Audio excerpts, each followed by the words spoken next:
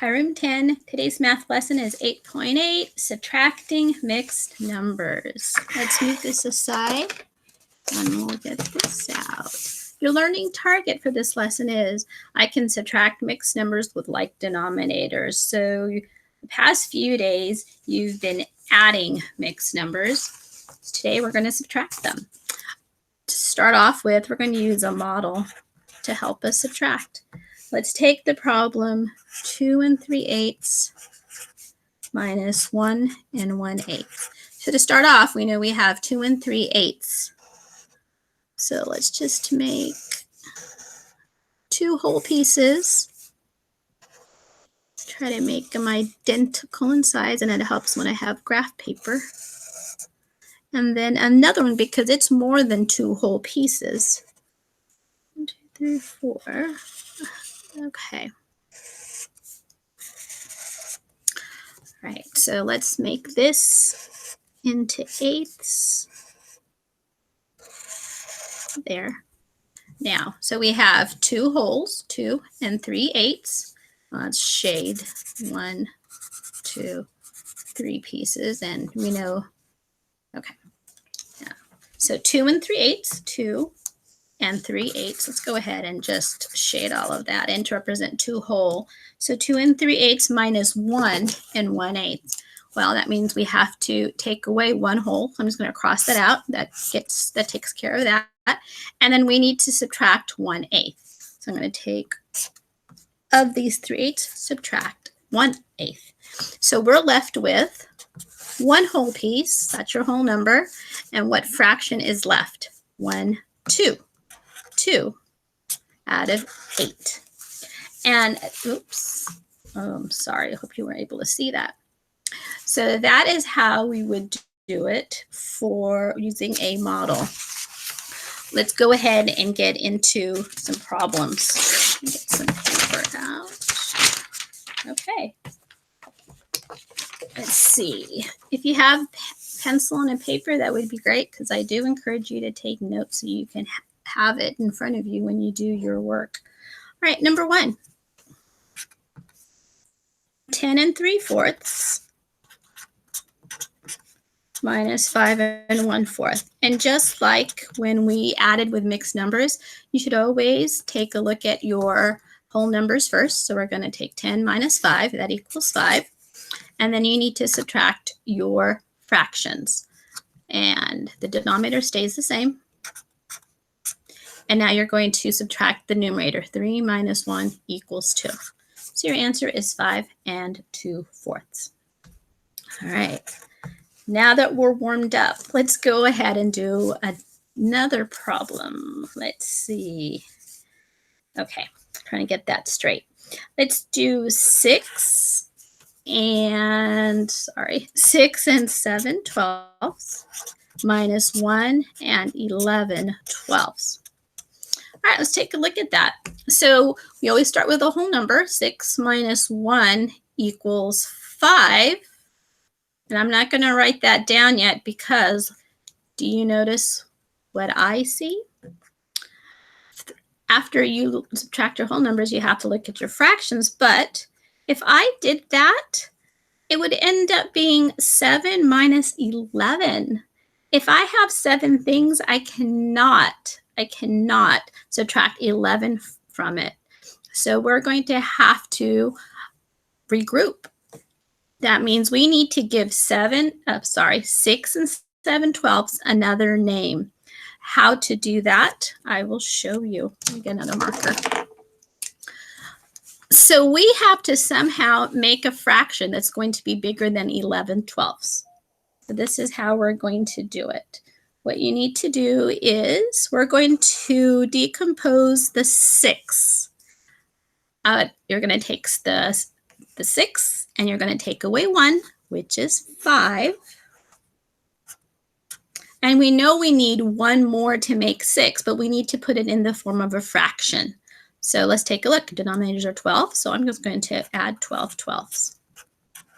So this becomes 5 12/12. And now we need to bring down and add that 7/12. And that equals, let's see, 5 and 19/12. I know it's an improper fraction, but we do need to keep it as an improper fraction here so that we can do the subtraction. So now we're just going to take that second number in our subtraction problem, write it here, and now we're going to start with the steps that we normally take.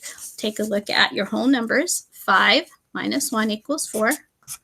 And now your numerator here is larger than the numerator for the second number. So now it's 9/12 minus 11/12. Well, 12 is your numerator, or denominator, I'm sorry. And 19 minus 11 equals 8. So your answer is 4 and 8/12. Don't worry, if you didn't get it that time, we're going to do another problem. Let's name it number 3. 15 and 6/100 minus 8 and 20/100 equals blank. So before I start writing anything, especially since I'm using pen, let's take a look at our whole numbers. 15 minus 8, okay. But look at your fractions. 6/100 minus 20/100. Well, the hundredths is going to stay the same, but look at our numerators. 6 minus 20.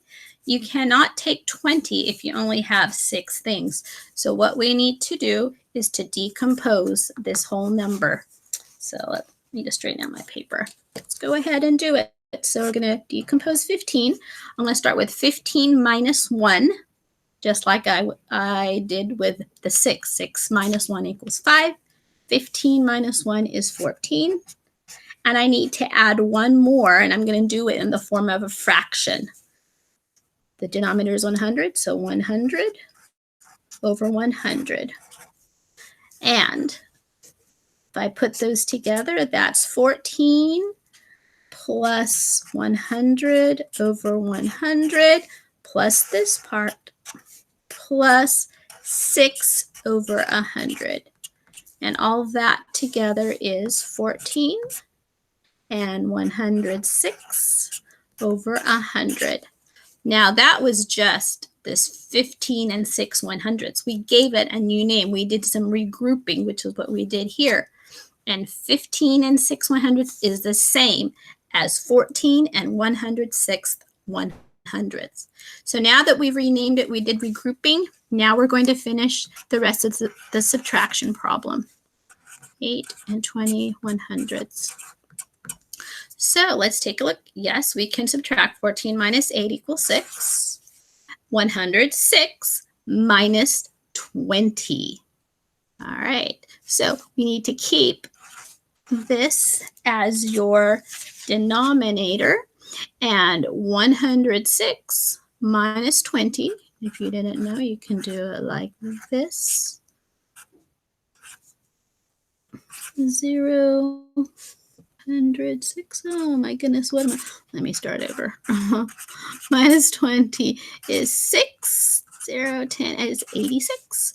So your answer is 6 and 86/100.